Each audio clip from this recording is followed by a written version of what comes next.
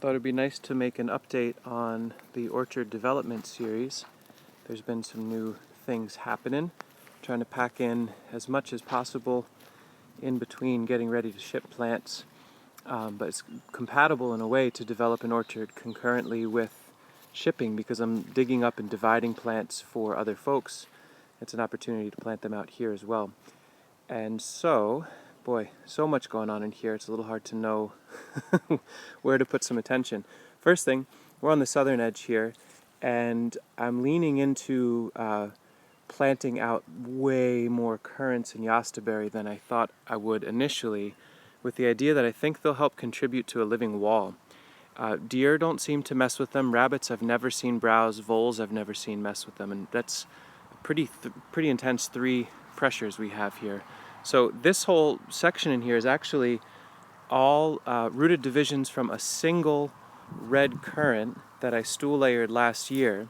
And so these are all now production age. It's about every 2 or 3 feet is a rooted plant. There's about 30 in here, all the way down this line. Red currant I'm going to manage to stay about yay high, so it shouldn't provide any shade issues to the next planting block in here, which is one of the first.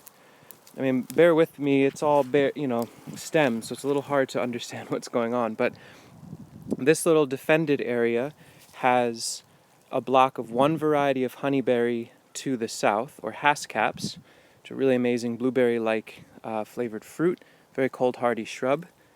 That's co-planted with garlic to protect them from voles and rabbits and things like that if they come through this little fence. To the north of them is a named cultivar seaberry. And so this will be a propagation bed. I'll stool layer in here quite a bit. I even put in some cuttings of some elderberries and red currants, which I'll take out later.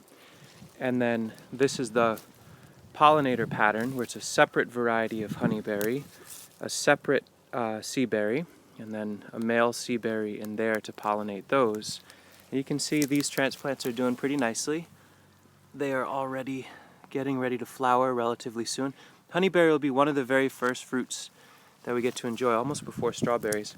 And my hope is to have enough of these plants to be able to offer them through the nursery for the fall. And what I've yet to do here is plant out a nice long-term rhizome barrier, maybe out of rhubarb. So I might dig in there, so I don't want to do comfrey. I have one just a trial to see how rhubarb will do. So that's one little guild patch. A side note, I just finished starting this sketch. I'm going to be using a little bit of this space. I'm excited at this concept. So the idea is that now I have so much light available in this area that I could use it as part of my nursery propagation space. So I have these containers that I overwintered seed for Siberian peaches and amazing cold hardy apricots. There's this guy Robert Purvis. I'll put a link in the description. I bought 1,000 seeds of 10 or 15 different varieties of apricots and super hardy peaches that were cold stratified in these containers over winter with the lids closed. The Siberian peach, I noticed, is starting to sprout, so it's time to get them out into the light. And so what I'm doing is putting them in an area where I'll want to have a bed eventually, putting hoops over them with a really thick layer of cardboard underneath. So basically sheet mulching, putting a cage around it, which will help with rabbits and deer. Of course, this will be closed when it's all said and done. I'm going to add castor oil and dish detergent mixed with water around the perimeter to keep voles out. Voles have been serious for me with these containers. And then, since the hoops are here, I can wrap this whole thing in rime once or twice just to keep it warm, so it'll be like a little mini greenhouse which will allow rainwater through. Very excited to see how that works. It's just the start of it, so obviously it'll be all filled with containers. This one will grow about 600 trees, and then I have another one, same basic pattern. And again, my thought is in the fall, so hopefully the trees grow and they work and all that, they're in really, really rich soil. My idea was that in the fall, I can take this temporary fencing away, roll it back up, put it elsewhere, slip the hoops out, take the trees out of these containers that they grew in, and dump the soil out right here. So I have a really rich garden bed that has no weeds under it in exchange for growing about 500 or 600 trees. So I'm excited to see how that performs. Some other quick highlights. Yesterday I had a moment and I went through and started planting out more of the high-level guilds, the high-value guilds. So again, this fencing is about keeping deer away from these guilds. Obviously they're rabbit and mouse porous, but each of these trees, when I potted them up in the fall, I talked about this in the fall as I did them, the potted polyculture.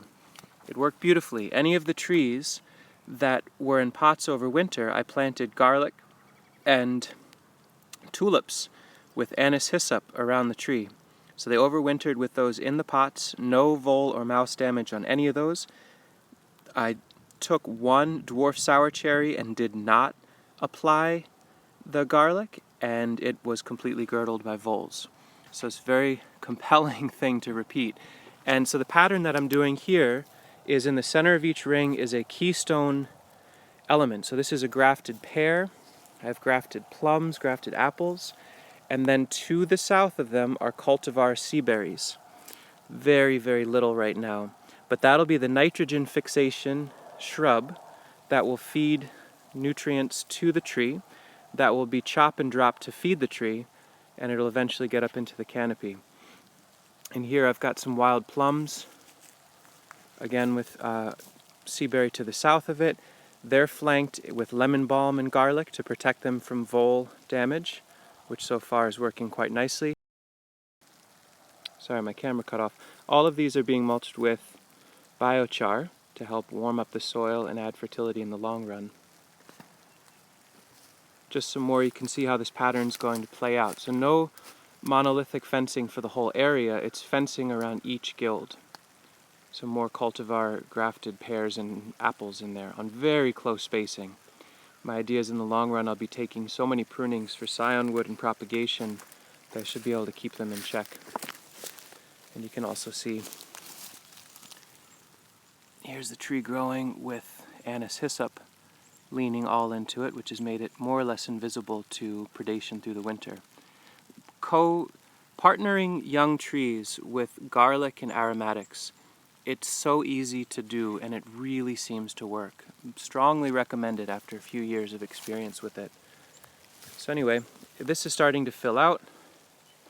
I've got probably 50 more trees, guilds like that to fill into this area. You can see a mountain of charcoal waiting to go out as mulch. And that is my long-winded update on the orchard development. We'll see how it goes. So far, between cuttings, trees, and the like, we've planted out over 100 separate food-bearing, long-lived perennials, and probably it'll be 1,000 before it's all said and done. So I'll keep updating as we go. Thank you for watching.